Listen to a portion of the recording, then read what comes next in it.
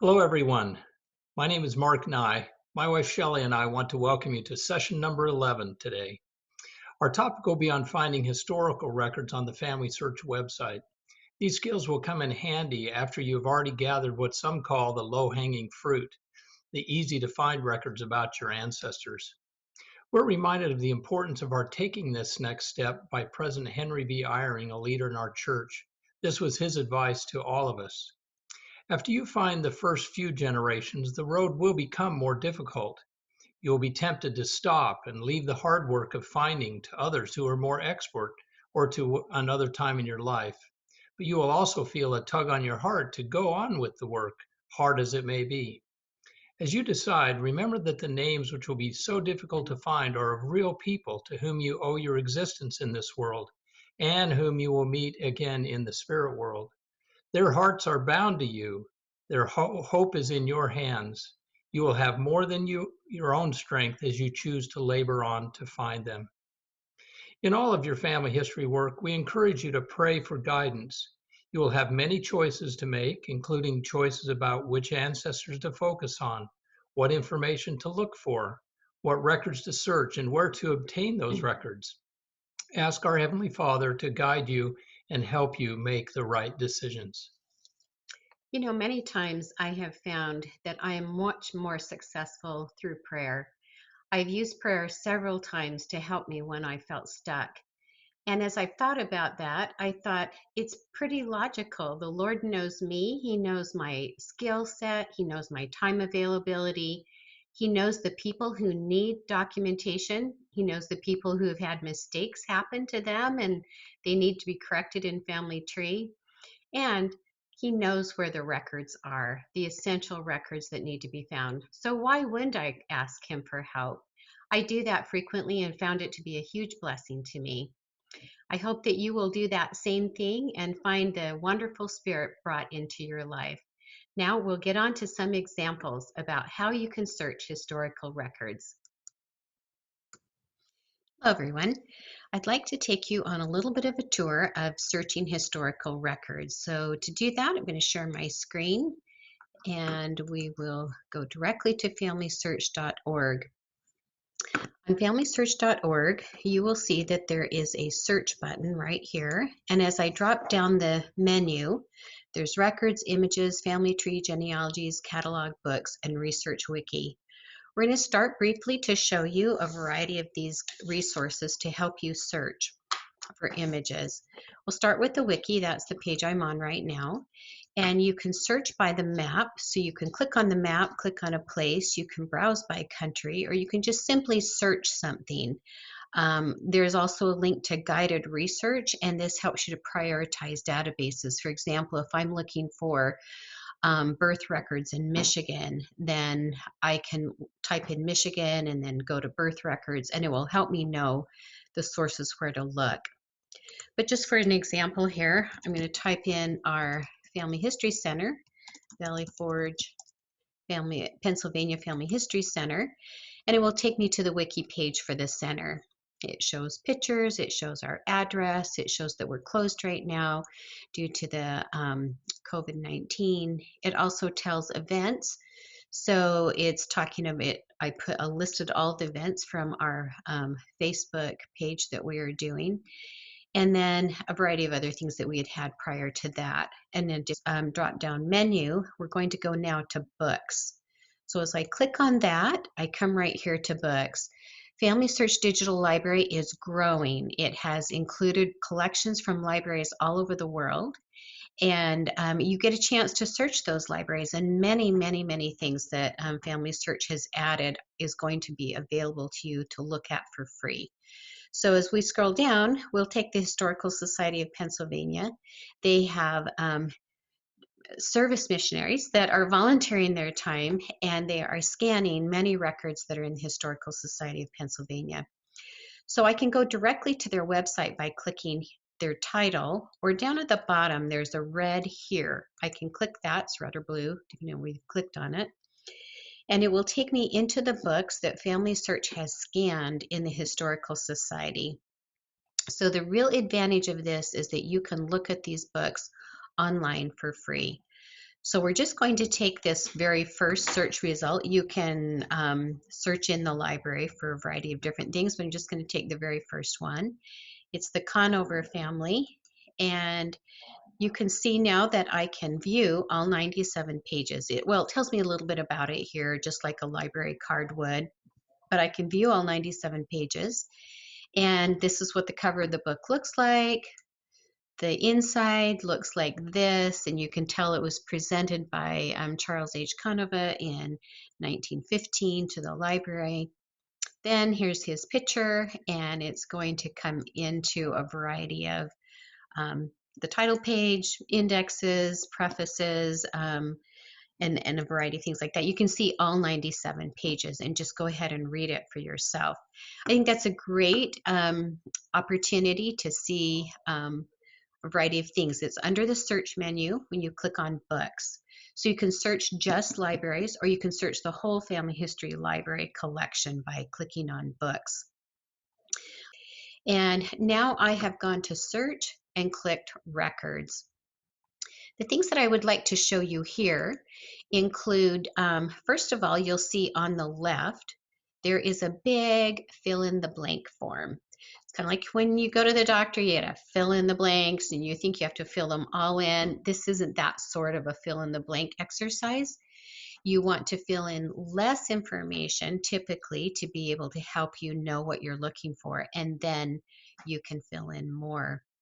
We're going to look a little bit more about the map. I think this is actually the most simple, the most useful way to find information. I'm going to click on United States and scroll down to North Carolina and click on that. Now this will take me to a North Carolina research page. If you're searching by family and you're searching by location, then you would definitely want to come to one of these pages. Since my ancestors lived on the border of North Carolina and South Carolina, I would probably want to look at both map pages. Now, if you want to fill in your ancestor's name, this is absolutely a great place to do it. You know they came from North Carolina. You're only going to be searching the records from North Carolina that are indexed. Remember, those fourth of those records are indexed. Actually, the majority of those happen to be English-speaking records, because we do have a lot of English-speaking indexers. Foreign records are a little more difficult to get indexed. But this would be a good place to fill in the name and add in maybe their father or their spouse or another person. Maybe you'd want to add in the father's surname and the mother's maiden name, just those two names, and see what shows up, what kinds of combinations of those families, and who comes up under those two type of surnames. So that can be a really valuable asset. What you're looking at is show all 109. There's 109 collections that have been indexed. You can see the list here. And that allows me then to say, well, I want to find the Morrow family or the Porter family just in these county records and maybe in the Confederate soldiers and widows pension records. I can just check mark those two and click search. So that allows me to really narrow down by location ancestors I'm searching for. Right here on the North Carolina research page, you can see it'll take you directly to the page that we were on. That is the North Carolina wiki page that I just showed you before. And then it also takes you to the North Carolina courses in the Learning Center.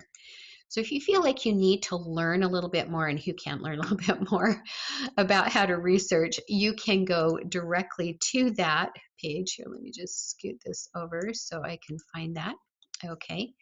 And here are lessons about North Carolina. Notice that in the Wiki Learning Center, they're going to show you a wide range. They're going to include the whole Mid-South region. So that's going to include a lot of South Carolina records, probably Virginia records. They're going to help you learn how to research the whole region. That's a very, very helpful aspect so that you can understand how land records work. Any type of records that you're not familiar with using, I do recommend watching one of these videos. Most of the time they are videos. Sometimes they're just a click-through lesson. A lot of times they will have handouts associated with them, and you can learn quite a bit about how to search those records. Okay, so here we are back on the map page. There's one more, this is the North Carolina map page. Remember how we got here, just so I don't lose anybody here. We searched records, and then we went to the map and selected North Carolina, and it showed us this page. So right underneath the indexed records, which there are 109 of them, collections, 109 collections, you can see they include the United States Census records. So this makes it an easy way to find those. Then as we continue to scroll down, the next section, this has 3 sections. So the first one are the ones that are indexed. That means they're searchable by name. As we continue to scroll down, you'll see image-only historical records. And the image-only ones are those records that have been digitized after they stopped microfilming. Microfilming stopped, I'm not sure exactly when they stopped microfilming, but at one point they got to 2.5 million films. They stopped microfilming. That it was out of date. They started taking digitization pictures directly. They'd look at the image, take a digital picture, and then they place those here under the image only. These have not been indexed, so you'll have to browse images. Then right below that, it will take you to the catalog material that relate to North Carolina. I showed you the catalog before, but you can see why I absolutely love to come to this page is the map page, because it puts it all together. If I'm just searching one location, I've got learning courses, I've got the wiki pages, and I've got the catalog entries, and then I have digital images only, and then I also have indexed records. So I find this to be the location that I use the most on Family Search. Just to remember and remind you how I got there, we came to search at the very top line menu here. I clicked records, then I went to the map, and I scrolled down to North Carolina, and it brought me to this map page. I think it's one of the most useful ways to search, especially if you're a beginner. So you can tell that there is a lot of variety of ways to look at this. One thing I do want to make a note on the catalog material section, there's a category here. So I can say, I just want to look at birth, marriage, and death. I can click that catalog. It will show just those. It's showing the top 5 right now, but I can show all 2,882 and 28. I can click on that and it will bring me right back into the catalog so that I can see all of those records. They are coordinating this together, and I think it's nice to have that coordination. So I'll just hit my back button and we'll come back to the map page. So I think that can be a huge benefit if you're looking at a variety of different things and you want to find information by location. So this concludes our little tour around the website. I'll probably come back with a few examples. One of the examples I'm thinking of showing you is, how do I find a location in the census? How do I just browse the location? We'll do that on another video, and probably a couple other examples of searching historical records.